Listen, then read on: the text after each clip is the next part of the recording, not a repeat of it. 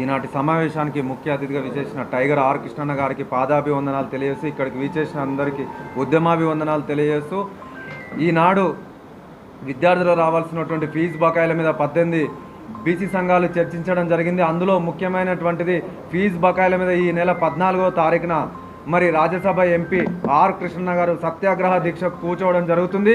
దానికి పెద్ద ఎత్తున రాష్ట్ర వ్యాప్తంగా ఉన్నటువంటి పెద్ద ఎత్తున తండోపతండాలుగా ఇందిరా పార్కు తరలి వచ్చి సత్యాగ్రహ దీక్షను విజయవంతం చేయాలని కోరడం జరుగుతుంది.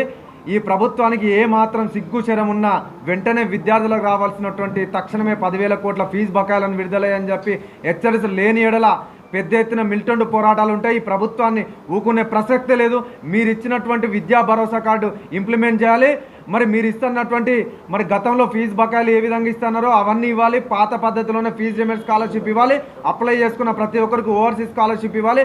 ప్రతి ఒక్కరికి 34 నెలలు గడుస్తున్నా కానీ ఒక విద్యాశాఖ మంత్రి లేకుండా విద్యా విధానం రూపొందిస్తున్నారంటే ఇంతకన్నా అసమర్థతమైన ప్రభుత్వం ఇంకెక్కడ ఉండదు.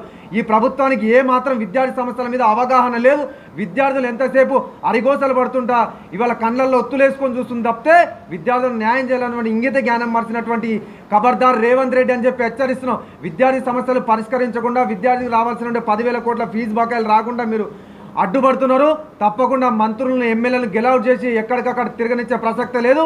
ఊర్లలో తిరగనీయం హెచ్చరిస్తున్నాం. ఎందుకంటే ఇలా నాడు ఆర్ కృష్ణ అమర నిరాహార దీక్ష చేసి అప్పుడున్న ప్రభుత్వం మెడలు వంచి ఫీజు రిమెంట్ స్కాలర్షిప్ గొప్ప పథకాన్ని పెట్టిన ఆ పథకం ద్వారా సుమారు 2 తెలుగు రాష్ట్రాల్లో సుమారు 3-4 కోట్ల కుటుంబాలు లబ్ధి పొందిన ఎక్కువ కుటుంబాలు లబ్ధి పొందిన పథకం ఏదైనా ఉందా అంటే అది స్కాలర్షిప్ అనే ఒక పథకం ద్వారానే ప్రతి కుటుంబానికి లబ్ధి చేకూరుందంటే అది ఆనాడు కృష్ణన్న ముందు గ్రహించి మరి ఫీజు రిమెంట్ స్కాలర్షిప్ పథకం పెట్టించును. అది ఇంప్లిమెంట్ చేయాలి, కంటిన్యూషన్ చేయాలి. మరి ఫీజు రిమెంట్ తీసి మేము ట్రస్ట్ బ్యాంకు మీ జీతాలకు పెట్టుకొని కొడుకులారా ట్రస్ట్ బ్యాంకు మా విద్యార్థులకు ఎట్లా పెడతారు అని చెప్పి మేము హెచ్చరిస్తున్నాం. ముఖ్యమంత్రి